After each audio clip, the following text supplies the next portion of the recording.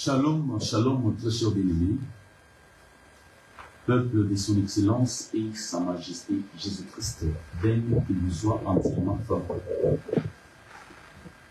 Nous sommes très contents pour l'instant que le Seigneur nous accorde, parce que la parole de Dieu, c'est que tu veux dire, c'est celle qui nous donne la victoire sur toutes choses. C'est celle qui a permis que nous soyons considérés comme étant enfants de Dieu. Bien-aimés dans le Seigneur, que vraiment le Seigneur Jésus-Christ soit entièrement favorable.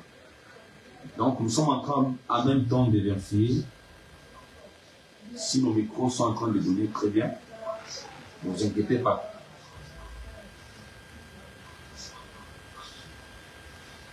Que Dieu vraiment vous soit favorable.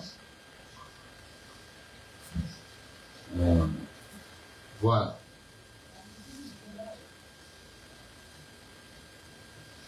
Ne vous inquiétez pas, que Dieu vous bénisse.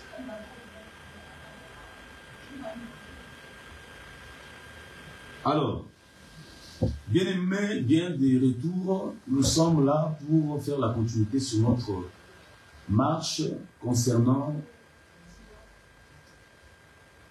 la délivrance. Et la fois passée, nous avions touché beaucoup d'autres choses. Par la grâce de Dieu, aujourd'hui, comme prévu jeudi, nous devions, n'est-ce pas, revenir pour faire la continuité. Vous tous qui nous suivez de partout dans le monde entier, que le Seigneur Jésus-Christ vous bénisse abondamment. Cette émission ne concerne pas seulement un peuple d'une contrée quelconque ou bien précise. Non. C'est un enseignement. L'évangile, selon la promesse dont le Seigneur avait faite, il avait dit que ça doit toucher les extrémités de la terre. Vous voyez? C'est-à-dire, ça doit toucher le monde entier. C'est en ce moment-là que le Seigneur vient. C'est pourquoi nous disons que l'émission dont nous présentons, c'est une émission qui doit toucher les extrémités de la terre, ainsi pour permettre à chacun de nous, n'est-ce pas, de comprendre les mystères cachés du royaume de Dieu. Comme il est écrit que dans ces derniers temps, personne n'enseignera son concitoyen, tous seront enseignés par Dieu. Alors nous croyons évidemment que c'est le Seigneur qui est en train de les enseigner. Souvenez-vous l'autre fois, lorsque Josué, après la mort de Moïse, parce que Moïse et Josué ne sont qu'une même personne, mais qui exercent deux fonctions. Que le Seigneur vous bénisse abondamment. Vous allez voir que Moïse signifie tout simplement retirer des eaux. Or, ce qui a été retiré des eaux, pour la première fois dans Genèse 1, au troisième jour de la création, Dieu a rassemblé les eaux, il a retiré la terre des eaux. Pour la seconde fois, parce que Moïse veut dire retirer, c'est-à-dire tirer pour la deuxième fois. Au temps de Noé, Dieu a remis la terre sous les eaux par la frappe des déluges, des eaux d'en haut et les eaux d'en bas. Là, vous êtes dans Genèse chapitre 7, verset 11. La terre est retournée dans les eaux. Mais lorsque les eaux séchèrent, nous sommes en train de voir que la terre est sortie à nouveau des eaux. C'est ça Moïse, retirer des eaux. Il y a beaucoup de choses. Ça peut nous parler des milléniums. Ça peut nous parler d'un temps de repos. Parce que quand la terre est sortie à nouveau des eaux, alors la promesse dont les pères, n'est-ce pas, de Noé, avait dit que dans le livre de Genèse chapitre 5, verset 28, le mec âgé de 182 ans engendra un fils et lui donna le nom de Noé en disant, écoutez la signification maintenant de Noé et son travail. Celui-ci nous consolera de nos fatigues et du travail pénible de nos mains, provenant de cette terre que l'Éternel a maudite. C'est que quand Noé sort de l'arche, il trouve la terre qui sort pour la deuxième fois. C'est ça Moïse. Et Noé doit être le seul à cultiver la terre. C'est que Dieu avait repris les commencements de toutes choses. Il avait repris la création. En d'autres termes, au temps de Noé, nous sommes en train de voir une nouvelle terre, un nouveau monde. Comme Paul le disait, je présente mes excuses, c'est Pierre. Pierre dit dans 2 Pierre que Dieu n'a pas épargné l'ancien monde. Quand il parle de l'ancien monde, c'est quoi? C'est depuis Adam, les péchés d'Adam, vous allez jusqu'en Genèse 6. Tous ces temps-là, le frère Pierre appelle ça, Dieu n'a pas épargné l'ancien monde. C'est que quand Noé sort de l'arche, les eaux furent retirées de la terre est apparue, c'est un nouveau commencement. C'est un nouveau commencement. C'est ça, retirer des eaux. La terre est tirée pour la seconde fois. C'est un nouveau commencement. Donc c'est une nouvelle terre ou nouvel monde. Nouveau monde ou nouvel monde. C'est une nouvelle terre, nouveau monde. C'est une nouvelle création. Donc ça parlait d'une nouvelle création. Mais ça c'est une juste parenthèse dont j'étais en train de vous parler. Donc si aujourd'hui Paul nous dira que vous êtes une nouvelle création en Christ, cela ne nous étonne pas. Ça veut dire tout simplement que le Seigneur a procédé dans ce qui a été. Alors Moïse veut dire tout simplement retirer des eaux. C'est la terre qui a été tirée des eaux. Donc il veut dire tout simplement que Moïse c'est l'homme. Parce que l'homme de 120 ans dans la Bible, lorsque vous lisez les livres des Nombres, vous allez voir que Moïse est l'homme de 120 ans. Même le livre de l'Éternel, chapitre 34, verset 7 à 10. Moïse est l'homme de 120 ans, dont Dieu avait dit dans Genèse chapitre 6, verset 5 à 7. L'homme, son temps sur la terre sera limité à 120 ans. Si vous cherchez dans toute la Bible, il n'y a que Moïse qui est mort à 120 ans. C'est que l'homme, c'était Moïse. Alors qu'il est la terre. C'est-à-dire, Moïse était la répétition, n'est-ce pas, d'Adam et l'homme. Que vraiment, le Seigneur, Jésus-Christ, vous bénisse richement et abondamment pour votre soutien et votre compréhension sur les choses de Dieu. Parce que quand Dieu vous donne la compréhension de ces choses, donc il vous aime. Il vous donne vraiment une grande richesse que le monde ne pourra comprendre. Que Dieu vous bénisse abondamment. Donc l'évangile doit toucher le monde entier, la terre entière. L'évangile doit toucher toute la terre. Que le Seigneur Jésus-Christ vous soit entièrement favorable. Donc voilà ce que nous étions en train de vous dire, bien-aimés dans le Seigneur, c'est que nous étions en train de parler sur la délivrance. La délivrance, on avait pris une écriture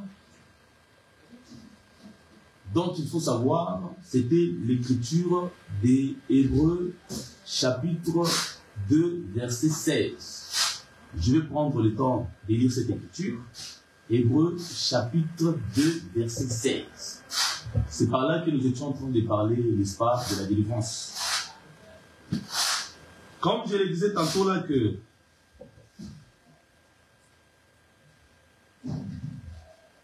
nous sommes en train de faire la continuité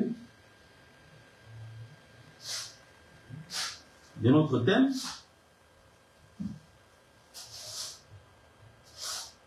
Donc, c'est important.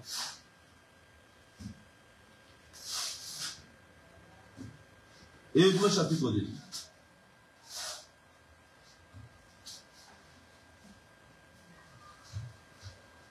Hébreux chapitre 2. Verset 16. Car, assurément, ce n'est pas à des anges qu'il vient en aide, mais c'est à la postérité d'Abraham. Voilà notre thème, la délivrance. Dieu vient au secours à la postérité d'Abraham. Ainsi, bien aimés dans le Seigneur, nous avions dit ce qui suit.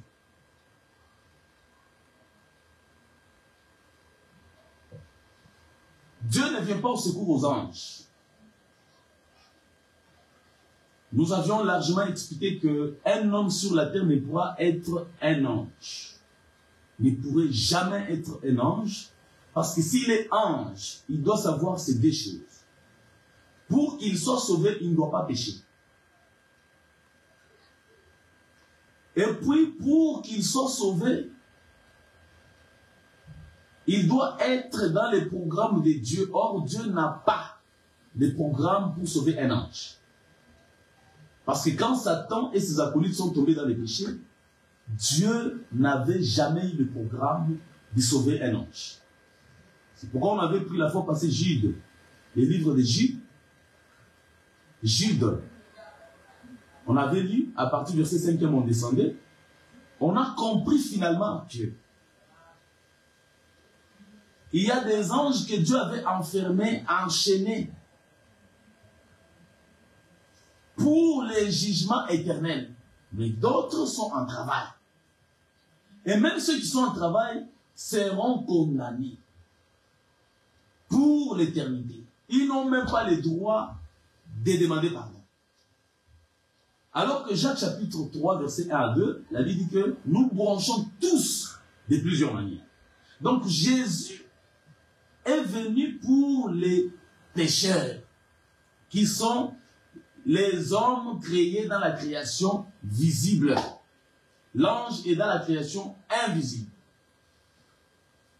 Le Seigneur te bénisse. C'est ainsi qu'on avait pris Luc chapitre 24, où Jésus dira qu'un esprit n'a ni chair, ni os. Pour rejoindre la pensée du frère Paul dans le livre des Hébreux chapitre 1, verset 14, disant que l'ange, c'est un esprit au service de Dieu. Donc un esprit n'a ni chair ni os.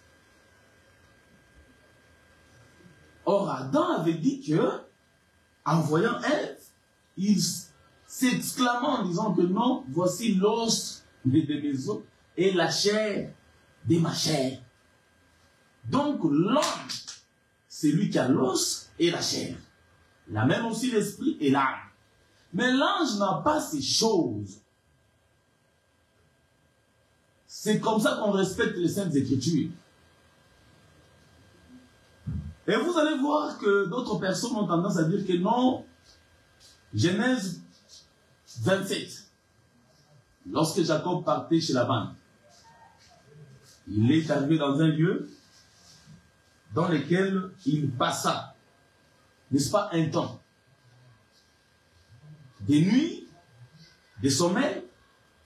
La Bible dit que Jacob prit une pierre qu'il utilisa comme son chevet ou encore son oreiller. Pendant la nuit, il eut une vision, un songe. Parce que les songes, c'est une vision nocturne. Daniel chapitre 7, verset 1 à 3. Il eut une vision, l'échelle qui montait de la terre jusqu'au ciel, et les anges montaient et descendaient. Par cette écriture, quelques personnes tentent à confirmer leur thèse que les anges sont aussi des hommes parce qu'ils montent, ils descendent. Selon Éphésiens chapitre 4, verset 8. Comme Christ est monté, il est monté avec des hommes auxquels il a fait des dons. Nous disons que cette thèse ne tient pas, bien aimé dans le Seigneur. Parce que il est clair et évident que l'homme a l'os et la chair et ne pourra jamais être un esprit comme l'ange qui n'en a point. Non, bien aimé. Même lorsque nous regardons dans le livre d'Apocalypse, chapitre 1, verset 19.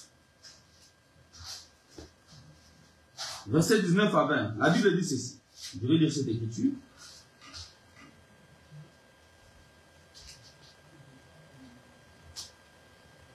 Écris donc ce que tu as vu, ce qui est et ce qui doit arriver ensuite.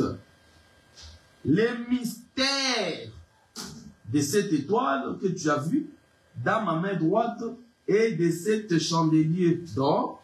Les 7 étoiles sont les anges de cette église. Et les 7 chandeliers sont les 7 églises. D'abord, bien aimé dans le Seigneur, il est certes que les 7 églises d'Asie ont existé physiquement comme ça. C'est pourquoi vous avez les livres aux Éphésiens. Les livres aux Éphésiens ou la lettre aux Éphésiens dont Paul avait envoyé. Il faut savoir que c'était toute une église. C'était toute une église. Où il y avait nos frères saints à Éphèse. C'est ainsi que même Timothée, Paul l'avait laissé à Éphèse pour régler ce qui devait être réglé, ce qui restait à régler. 1 Timothée chapitre 1, le verset 3. Je te rappelle l'exhortation que je t'adressais à mon départ pour la Macédoine. Lorsque je t'ai engagé à rester à Éphèse afin de recommander à certaines personnes de ne pas enseigner d'autres doctrines. Donc, Paul avait laissé Timothée à Éphèse pour régler ce qui restait à régler. Ce qui revient à dire que l'église d'Éphèse existait comme ça. L'église d'Éphèse existait. Même dans le livre des Colossiens, Colossiens chapitre 4, verset 16, il est écrit: lorsque cette lettre aura été lue chez vous, faites en sorte qu'elle soit aussi lue dans l'église de Laodicée et que vous lisiez à votre tour celle qui vous arrivera de Laodicée. Donc les lettres circulaient d'une église à l'autre. Même la lettre envoyée aux 7 églises, c'était une lettre qui circulait dans les églises.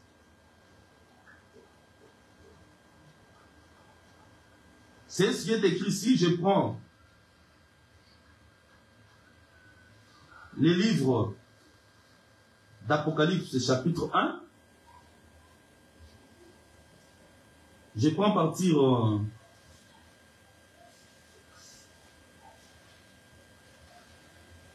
chapitre 1. Attendez, je vous prends cette écriture et je vous prends un peu cette écriture.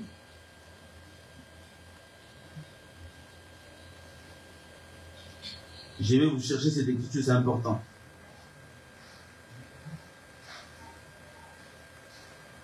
Nous sommes dans le livre d'Apocalypse, chapitre 1. On nous fait voir que cette lettre, c'était une même lettre. Bien aimé dans le Seigneur. Parce que c'est très important que ces choses-là soient dites ainsi.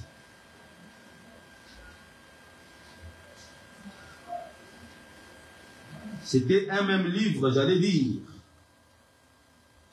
C'était un même livre. Verset 11. La Bible dit, qui disait: ce que tu vois, écris-les dans un livre et envoie-les aux 7 églises. À Éphèse, à Smyrne, à Pergame, à Thyatire, à Sardes et à Philadelphie et à Laodicée. C'est un livre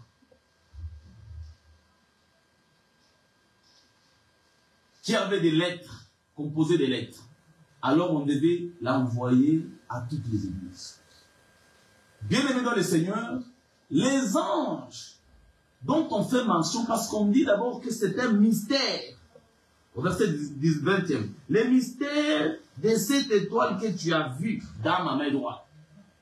c'est que tout ça est appelé mystère. C'est pourquoi on voit les étoiles, qui sont au nombre de 7, et les 7 chandeliers. Ensuite, on donne l'explication, les 7 étoiles sont 7 anges. Les 7 églises, les 7 églises sont 7 chandeliers. Les églises ont existé d'abord physiquement comme ça. Mais il faut savoir que le livre d'Apocalypse, c'est un livre aussi symbolique. Donc par là, Dieu est en train d'établir, n'est-ce pas, toute une catalogue pour la marche de l'église. C'était toute une catalogue pour la marche de l'église. Or, dans ces derniers temps, lorsqu'on envoie la lettre dans une église, qui doit lire? Il y a une seule bouche qui lit et l'oreille qui entend. Les oreilles qui entendent. Mais une seule bouche qui lit. Écoutez le verset 3e d'Apocalypse 1. Heureux celui qui lit et ceux qui entendent les paroles de la prophétie et qui gardent les paroles, les choses qui sont écrites, car le temps est proche. Donc, heureux celui qui lit. Il y a une seule bouche qui est en train de lire. Bien aimé dans les Seigneurs. Cette bouche, dans Luc chapitre 21, le verset 15, Jésus avait dit, je vous donnerai une bouche. Luc 21, verset 15. Car je vous donnerai des paroles, dans d'autres versions, on dit une bouche.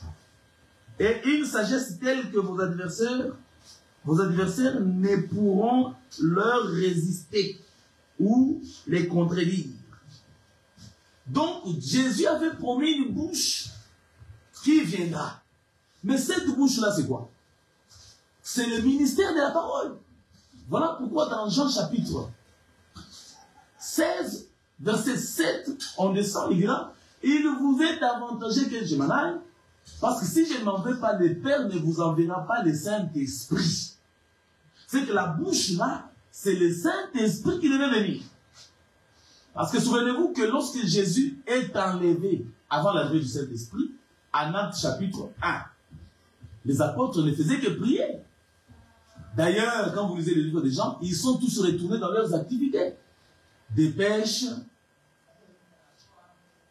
Mais lorsqu'ils étaient retournés, le Seigneur leur apparut pour leur dire, vous devez rester à Jérusalem, jusqu'à ce que la bouche, le Saint-Esprit vient. Parce que Jésus, comme je le disais dans mon introduction, merci Seigneur, Jésus-Christ, pour nous l'avoir rappelé, parce que c'est très important. L'œuvre de Dieu prospère entre ses mains. Comme je le disais que Moïse était l'homme et Josué était l'image du Saint-Esprit. C'est pour dire que Jésus, comme Moïse, c'est lui-même qui soit Josué comme le Saint-Esprit. Voilà pourquoi lorsqu'il arrive dans la terre des Canaan, Josué doit lire toutes les paroles de la loi. Toutes les paroles de la loi. Il doit les lire dans la terre des Canaan, dans la terre du repos.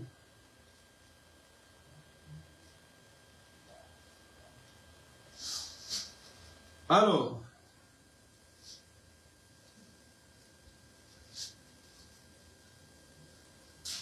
c'est dans Josué chapitre 8. Josué avait lu toutes les paroles. À partir du verset 30e. Vous prendrez même Josué chapitre 8. Vous prenez à partir du verset 1er, tous les chapitres là, vous comprendrez que Josué avait lu toutes les paroles dont l'Éternel avait dites.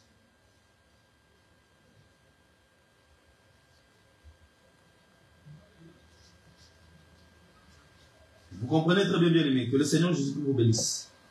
Donc, Josué, dans la terre des Canaan, c'est lui qui lit. C'est lui qui avait vraiment lu, n'est-ce pas, toute la loi. Toute la loi, bien aimé dans le Seigneur. Donc, Josué là aujourd'hui, bien aimé, n'est rien d'autre que l'esprit ministériel. C'est un autre Moïse qui est en train de faire la lecture. En d'autres termes, c'est Moïse qui est en train de donner l'eau aux 7 filles de Jéthro. Donner l'eau aux 7 filles de Jéthro, c'est-à-dire, c'est Moïse, comme le ministère de la parole, qui est en train de nourrir les 7 églises d'Asie, qui soit prophétiquement parlant, comme la marche de l'église jusqu'à sa perfection. C'est pourquoi, dans chaque église, on dit « à celui qui vaincra ». À celui qui vaincra. C'est-à-dire, c'est un groupe de vainqueurs. Après la perfection, comme le chiffre 7, l'église sera enlevée. Les 7 anges-là sont 7. Ce n'est pas 7 anges en réalité, prophétiquement parlant. C'est juste le Saint-Esprit comme l'ange de l'Éternel, comme l'Éternel lui-même, dans une autre forme spirituelle qui fait le travail dans l'église. Mais ces églises-là, physiquement, comme ça, ont existé. Jésus a pris cela comme un catalogue d'un langage spirituel, apocalyptique, prophétique, pour parler de l'église et dans sa marche. C'est pourquoi, bien aimé, il y a beaucoup de choses, j'allais dire tout simplement que, bien aimé dans le Seigneur, l'ange, c'est un esprit, ce n'est pas un homme. Non. Maintenant, lorsque Dieu descend, lui-même, il a la capacité de prendre toute forme qu'il voudrait. Je dis bien qu'il voudrait. C'est au conditionnel. C'est que Dieu lui peut prendre la forme d'un homme, il peut prendre aussi la forme d'une bête, il peut prendre la forme d'un ange, il peut prendre la forme d'un oiseau. Parce que toute la création, selon Romains chapitre 1, verset 19 à 20, parle de Dieu lui-même. Toute la création, qu'elle soit invisible ou visible, elle parle de Dieu lui-même. Mais Dieu, dans son ordre, il a classé cela. Donc il a créé les anges, il a créé aussi les hommes. Un ange n'a jamais été un homme. Donc un pasteur qui se dit un ange, sachez qu'il ne sera pas sauvé parce que Dieu n'a pas un programme pour le péché d'un ange. Donc Satan et ses acolytes sont prévus pour la mort. Alors, il est malséant qu'un pasteur ou qu'un ministre puisse se nommer un ange. Parce que l'ange est un esprit, ne meurt pas. Que vraiment le Seigneur Jésus-Christ vous bénisse abondamment. Donc bien aimé, c'est comme ça qu'on est en train de dire que Dieu ne vient pas au secours à la postérité, à l'ange, aux anges. Non, il vient au secours à la postérité d'Abraham. Mais non, ce qu'il faut savoir est ceci.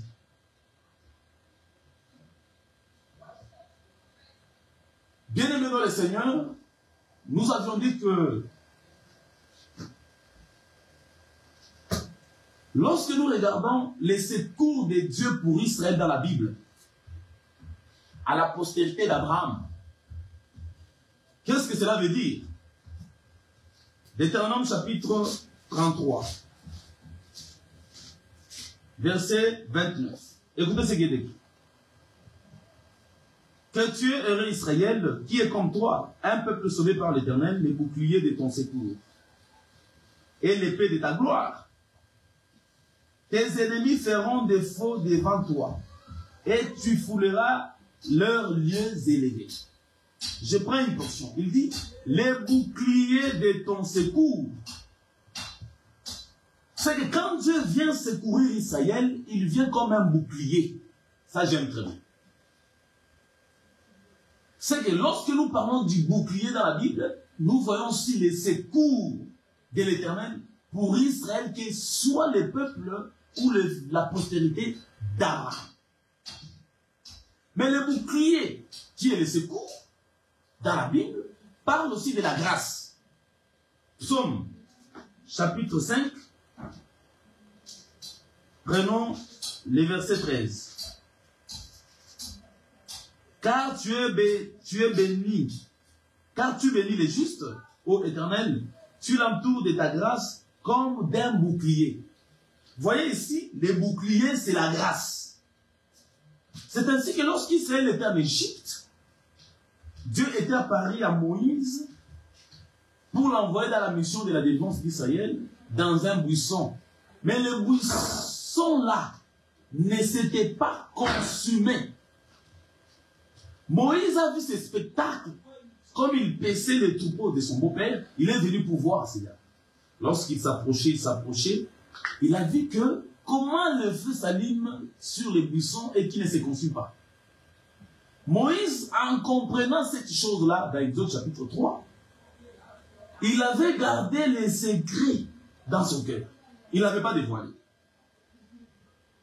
Il a dévoilé ces secrets-là, c'est en écrivant le dernier livre appelé Deutéronome. Lorsqu'il bénissait le fils de Jacob, il arrive sur Joseph. Il dira ceci, écoutez, Deutéronome chapitre 33, verset 16. Les meilleurs produits de la terre et de ce qu'elle renferme, que la grâce de celui qui apparaît dans les buissons vienne sur la tête de Joseph, sur le sommet de la tête du prince de ses frères. C'est que les secours, c'est le bouclier. Bouclier, c'est la grâce.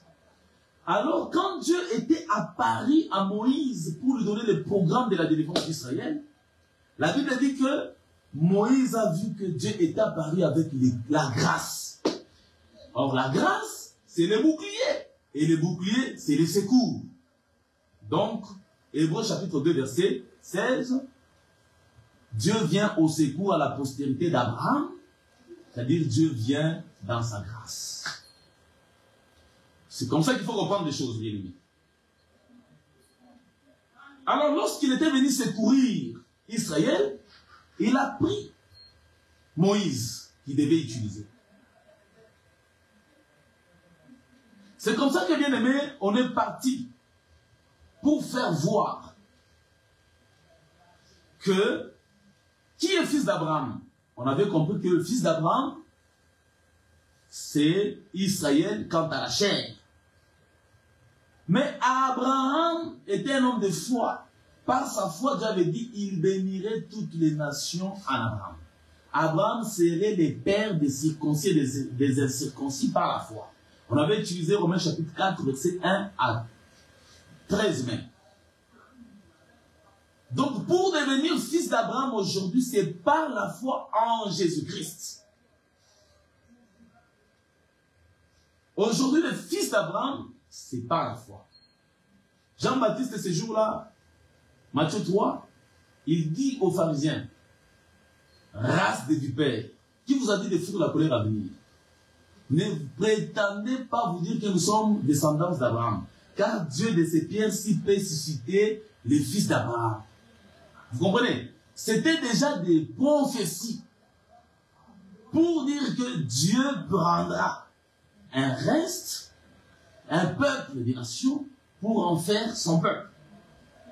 C'est comme ça que Jacques nous le dit dans le livre des Actes chapitre 15.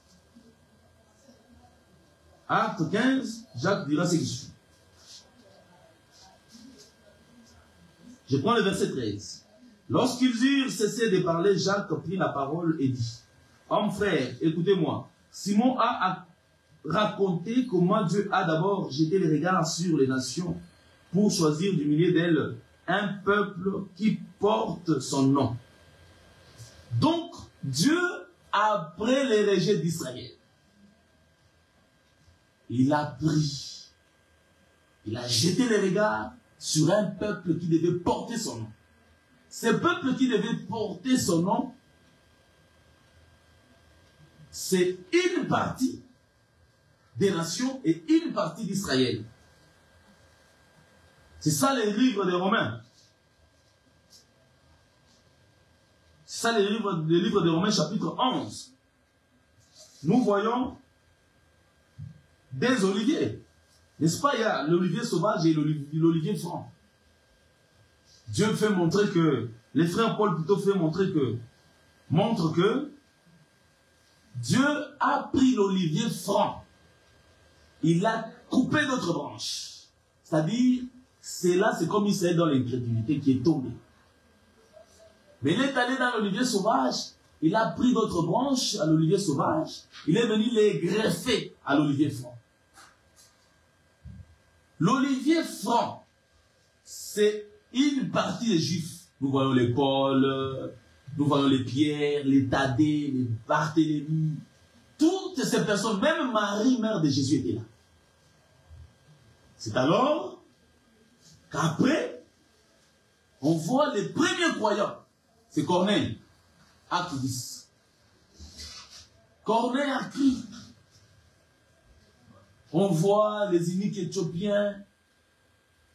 Même nous autres là, même ceux qui viendront en 2050, s'il y aura lieu de 2050, seront attachés toujours à l'olivier franc. C'est que Dédé, il n'a fait qu'un. Il a brisé le mur qui nous séparait. C'était la loi. Parce que l'alliance d'Abraham n'était pas selon la loi. Donc, l'Église est composée dans ce sens-là des deux peuples. En Abraham, par la foi, au moyen de l'œuvre de la croix de Christ. Là, vous lirez Galates chapitre 3, versets 10 à 13. C'est par la mort de Christ, quand il a porté la malédiction, que nous sommes devenus héritiers de la promesse que Dieu avait faite à Abraham. Le Seigneur Jésus-Christ vous bénisse abondamment. Donc, c'est ce qu'il faut mettre en tête. Maintenant, lorsque Dieu vient au secours à la postérité d'Abraham aujourd'hui, il ne le fait pas d'abord quant à la chair, il le fait quant à la foi. Romains chapitre 2, la Bible dit que le vrai croyant, c'est nous qui avions la foi. À partir du verset 22 à 28 de Romains chapitre 2. On commence à partir du verset 25e. Je prends à partir du verset 28e. Les Juifs, ce n'est pas celui qui en a les apparences. Et la circoncision, ce n'est pas celle qui est visible dans la chair. Mais les Juifs, c'est celui qui l'est intérieurement. La circoncision, c'est celle du cœur, selon l'esprit et non selon la chair, la lettre. La louange de ces Juifs ne vient pas des hommes, mais de Dieu. Voilà. Donc, nous sommes de la postérité d'Abraham par la foi. Et comme nous sommes de la postérité d'Abraham par la foi, sachez qu'automatiquement, le Seigneur est capable de venir au secours à quelqu'un. Jésus, toutes les personnes qui affichaient la foi, Jésus ne leur a jamais dit que vous êtes fils de Noé. Non, toi tu es fils de Moïse. Et toi tu es fils de Josué. Non. Jésus disait toujours, il est aussi de la postérité d'Abraham. Même ceux qui avaient la foi des païens, pour Jésus, ils les voyaient déjà dans la postérité d'Abraham. Voilà pourquoi il finissait toujours par les secourir.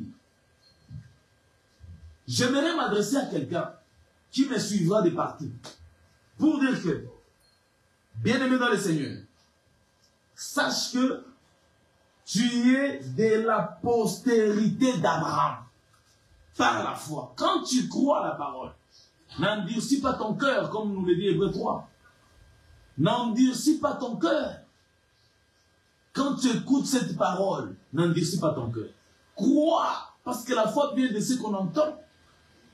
C'est que si tu veux avoir la foi, et c'est pas la foi que tu participes à la descendance d'Abraham, quant à la foi, même si tu es rwandais, même si tu es américain, même si tu es italien, tu es de n'importe quelle nationalité, tu as quelle race, tu es de n'importe quel peuple, tu parles n'importe quelle langue, mais parce que tu as la foi, tu deviens automatiquement fils d'Abraham.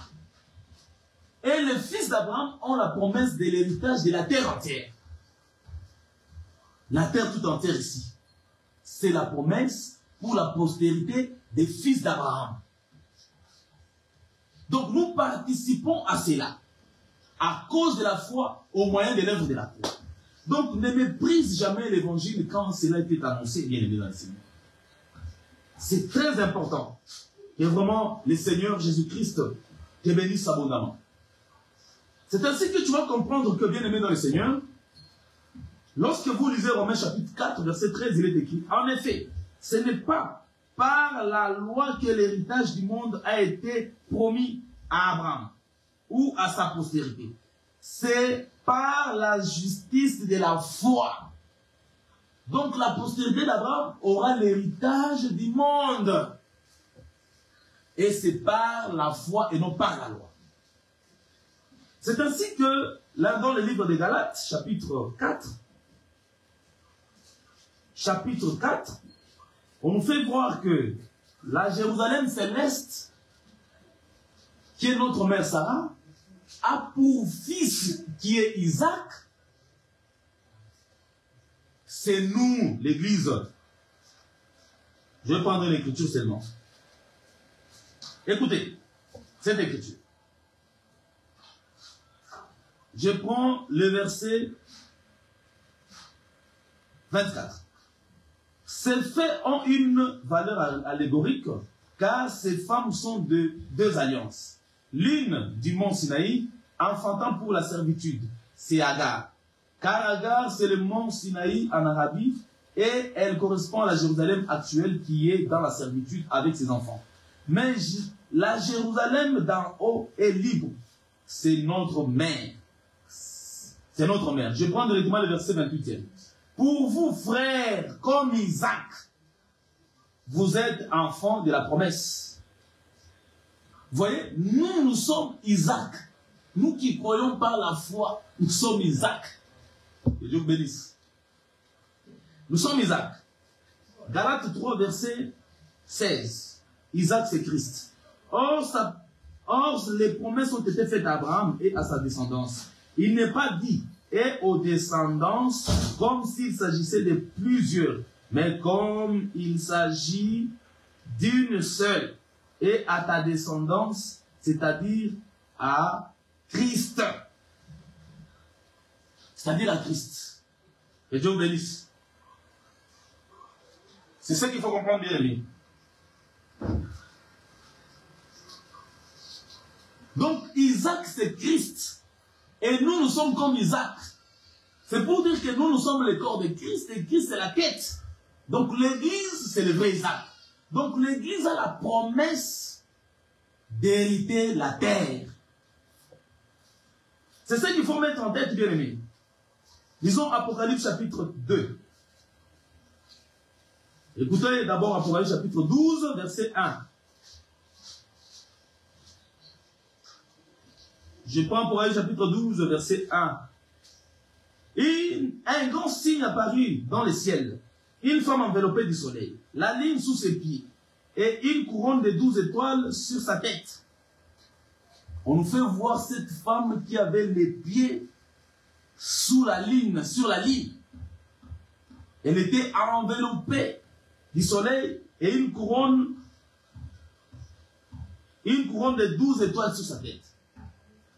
Nous disons que cette femme d'abord c'est l'Église. Parce que le ciel c'est l'image de la terre de Canaan aussi. C'est la terre de Canaan, quand vous lisez Exode chapitre 15, verset 17, c'est toute une montagne, un sanctuaire. Or la montagne, dans Psaume 43, le verset 2 à 5, la montagne c'est la demeure de Dieu. Or Dieu habite au ciel. C'est que la montagne c'est le ciel. Donc Canaan c'est le ciel. Mais cette femme souffrait des douleurs d'enfantement. Verset 2. Elle était enceinte et elle criait, étant en travail et dans les douleurs de l'enfantement. C'est que cette femme, elle était enceinte. C'est pourquoi, dans Jean chapitre 16, le verset 18 à 25, Jésus dira à ses disciples que vous, disciples, vous serez comme une femme en travail, une femme enceinte qui souffre de douleurs d'enfantement. J'ai lu ça. Verset 22. Vous donc aussi, je prends le verset 20. La femme, lorsqu'elle enfante, éprouve de la tristesse parce que son heure est venue. Mais lorsqu'elle a donné les jours à un enfant, elle ne se souvient plus de la souffrance à cause de la joie qu'elle a de ce qu'un homme est né dans le monde. Vous donc, Jésus comprend maintenant ses disciples à la femme enceinte. Vous donc, vous êtes maintenant dans la tristesse, mais je vous reverrai et votre cœur se réjouira et nul ne vous ravira donc votre joie. Donc Jésus considère les disciples, l'image de l'Église, comme la femme enceinte. C'est vrai, nous sommes enceintes parce que nous portons les fils. Je vais vous lire toujours les Écritures. Ici, on travaille avec les Écritures. On ne philosophie pas. On ne philosophie pas. Jean chapitre 5, verset 12. Celui qui a les fils a la vie. Celui qui n'a pas des fils, celui qui n'a pas les fils de Dieu n'a pas la vie. Donc nous avons les fils en nous, c'est que nous sommes enceintes étant Église. Parce que l'Église c'est la femme, n'est-ce pas? Nous sommes enceintes. Mais la promesse a été faite que la femme enceinte ne se retrouve pas dans le désert. La femme enceinte, elle est dans la terre des repos. C'est ce que la Bible dit. Exode chapitre 23, verset 26. Il n'y aura dans ton pays ni femme qui avorte, ni femme stérile. Je remplirai le nombre de tes jours. Donc la femme enceinte ne se trouve pas dans le désert ni en Égypte. En Égypte, il y a la stérilité, il y a des avortements. Mais la femme enceinte se retrouve où? Se retrouve dans la terre du repos. C'est ce qu'il faut comprendre. Donc, quand nous voyons la femme en Apocalypse 12, dont les pieds sont sur la ligne, c'est que cette terre devient automatiquement la terre du repos. Et le Seigneur nous bénisse abondamment. Elle est donc sur la terre du repos. Maintenant, en Apocalypse 12, qu'est-ce qu'on nous montre? Cette femme va donner naissance. Attention, quand elle donne naissance, c'est-à-dire que le temps de la grossesse a atteint son terme. C'est que la femme a atteint la perfection. Parce que le fils qui doit naître là, il doit monter au ciel. Le fils qui naît là, bien aimé dans le Seigneur, et qui monte sur le trône de Dieu, c'est l'Église. Écoutez, verset 5e. Elle enfanta un fils qui doit paître toutes les nations, avec une verge de fer. Et son fils fut enlevé vers Dieu et vers son trône. Cet enfant qui monte, c'est toujours la femme qui a atteint la perfection. Pourquoi? Parce que si la femme c'est l'Église, Éphésiens chapitre 4, verset 11 à 15, les ministères travaillent, les dons, 5 dons ministériels travaillent pour le perfectionnement de l'Église qui est la femme. Et lorsque l'Église atteint la perfection, elle devient comme le Fils. Les saints deviennent comme fils. Qui est fils? C'est Christ. Isaac. C'est la montée de Rebecca. Parce que le ministère qui travaille ici, c'est comme les serviteurs les plus anciens dans la maison, n'est-ce pas, de la famille de Rebecca. On lui annonce Isaac. On lui annonce Isaac. Elle n'a jamais vu Isaac, mais par l'enseignement du serviteur le plus ancien, elle comprend qui est Isaac. Voilà pourquoi le jour où Rebecca vit Isaac, elle descendait, elle posait la question, qui est celui-là qui vient au-devant d'elle? Et pourtant, quand il partait, il y avait certainement beaucoup de gens. Mais quand elle a vu Isaac, elle a comparé avec l'enseignement qu'elle avait. Elle a compris que ça, c'est Isaac. C'est ça, bien aimé dans le Seigneur. Donc, l'enseignement que le ministère donne, c'est pour nous faire parvenir comme Isaac, avoir l'exactitude de notre époux. C'est pourquoi cet enfant, à sa naissance, nous disons que c'est toujours cette femme-là qui a atteint la perfection et elle est partie. Mais le rôle de cet enfant, c'est quoi? Il doit paître les nations avec une verge de fer. Et il va paître toutes les nations en dominant sur elles. C'est comme ça que nous voyons dans les 7 églises d'Asie, les vainqueurs. Les livres d'Apocalypse chapitre 2, je prends le verset 27, 26 à 27, il est écrit, « À celui qui vaincra et qui gardera jusqu'à la fin mes œuvres, je donnerai autorité sur les nations. Il les pètera avec une verge de fer, comme on brise les vases d'argile, ainsi que moi-même j'en ai reçu le pouvoir de mon Père. » Donc, parmi les promesses dans l'église de Thyatire, nous voyons cette promesse de paître les nations, dominer sur les nations, de les paître avec une verge de fer. C'est ce que cet enfant-là doit faire en Apocalypse chapitre 12, lorsqu'il monte. Apocalypse 3, verset 21. Celui qui vaincra, je lui ferai asseoir avec moi sur mon trône, comme moi-même j'ai vaincu et je me suis assis avec mon Père sur son trône. Vous voyez? En tout cas, les 7 églises d'Asie, c'est tout un fils qui atteindra la perfection, n'est-ce pas? Et pour vivre la domination sur toute la terre, parce que c'est lui qui est sur le trône, il est roi et il a la domination sur toute la terre. Vous voyez, nous sommes Isaac. Nous sommes Isaac, la descendance d'Abraham, qui prendront la domination de toute la terre. Mais nous prendrons cela à la 7e trompette. À la 7e trompette. Apocalypse chapitre 11, verset 15. Le 7e ange sonna de la trompette. Et il y eut dans les ciels de fortes voix qui disaient, le royaume du monde est remis à notre Seigneur et à son Christ, et il régnera au siècle des siècles. Son fils là, il y a nous et Israël. Les deux là, nous dominerons sur toute la terre. Et le nom de l'Éternel sera un seul nom sur toute la terre. Et nous aurons la domination avec Dieu. N'est-ce pas? Et le Seigneur Jésus-Christ vous bénisse.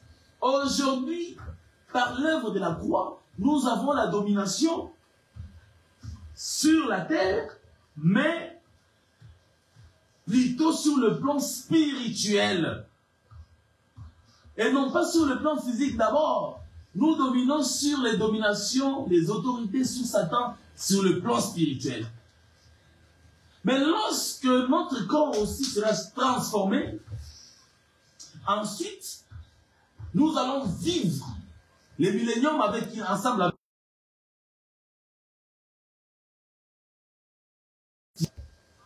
Que le Seigneur Jésus-Christ vous bénisse bien dans le Seigneur. Je vais dire à tout enfant de Dieu que lorsque tu es dans la foi, sache que tu deviens fils d'Abraham et tu auras un jour la domination sur toutes les nations qui dominent sur toi aujourd'hui. Parce que ton Dieu t'a fait des grandes promesses. Je voudrais t'encourager. Prends courage et n'abandonne pas. N'abandonne pas le chemin de la justice, le chemin de la grâce. Que Dieu vous bénisse abondamment et vous fasse grâce.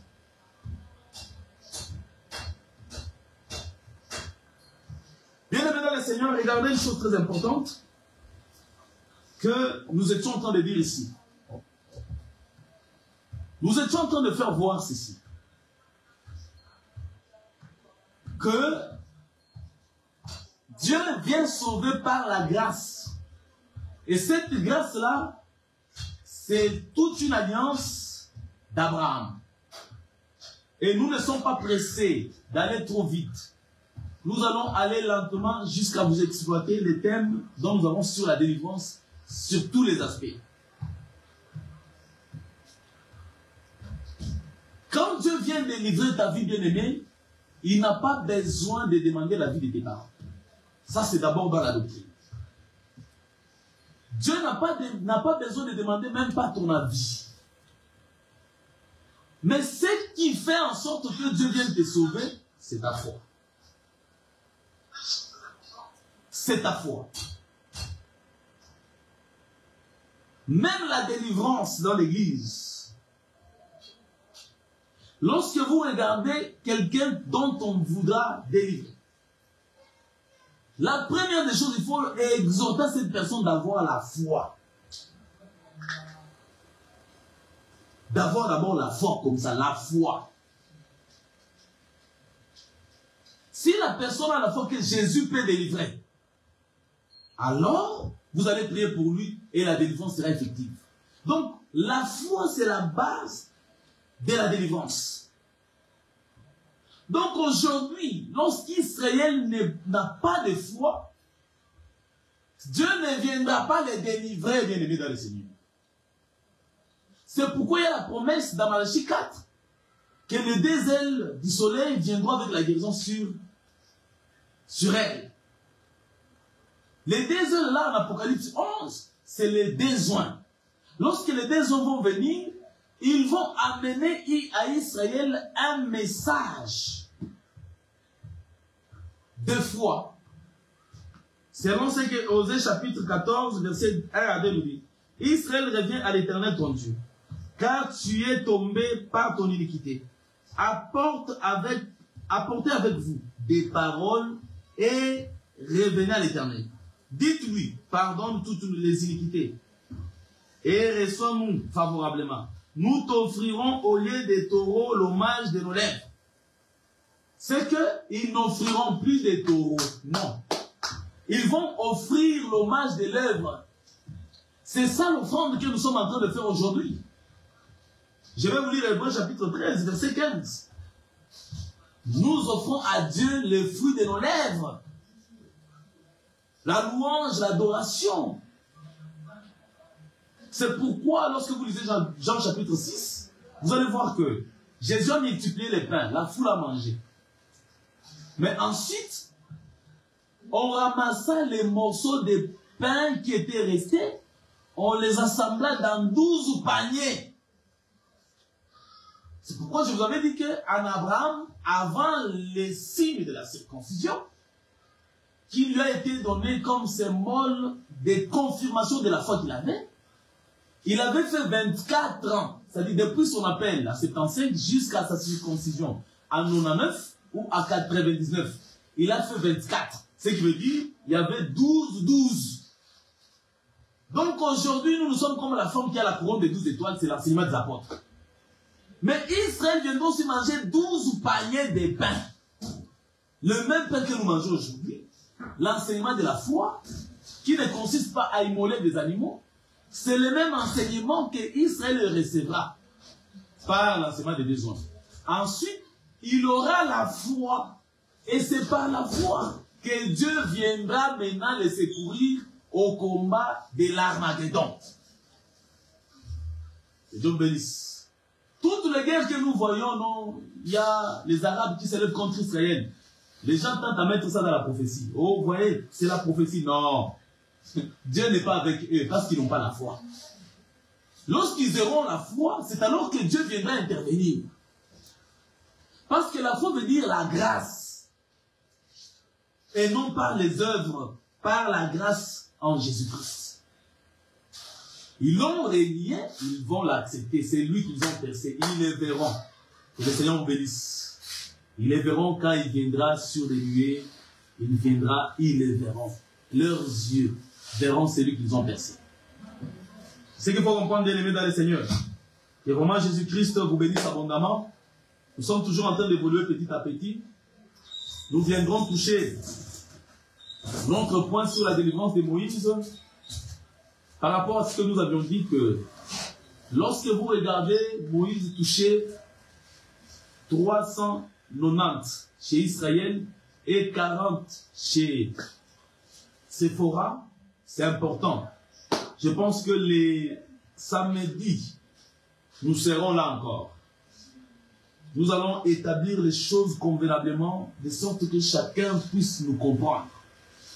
Il y a beaucoup de profondeur, nous allons petit à petit avec les rythmes de chacun, parce que l'essentiel c'est que le peuple nous saisisse. Si vous ne nous saisissez pas, ça serait très mal de parler soi-même. Et le Seigneur Jésus-Christ vous bénisse abondamment. Nous nous refusons de faire comme d'autres personnes qui disent « Maintenant je vais vous scandaliser ». Ah, si ton message devient pour scandaliser les enfants de Dieu, donc il faut les laisser. Parce que Matthieu 13 montre que Jésus viendra ôter de son royaume qui est la terre tous les scandales que les hommes méchants auront commis. Vous voyez? Tous les scandales seront ôtés. Mais toi, tu viens nous scandaliser à l'église. Donc ton scandale là, Dieu viendra l'ôter. Alors, nous parlons des choses simples et des choses nettement claires pour vous permettre à vous de comprendre. Que le Seigneur vous bénisse abondamment. Donc, on une heure déjà. On a fait déjà 1 heure du temps. C'est déjà bon. On vous laisse le temps de digérer cet enseignement. Donc aujourd'hui, de manière brève, on a dit ceci que nous avions confirmé davantage que nous sommes sauvés par la foi en Abraham. Cette foi-là, c'est la grâce. Et dans la foi, on ne voit pas la postérité d'Abraham quant à la chair seulement.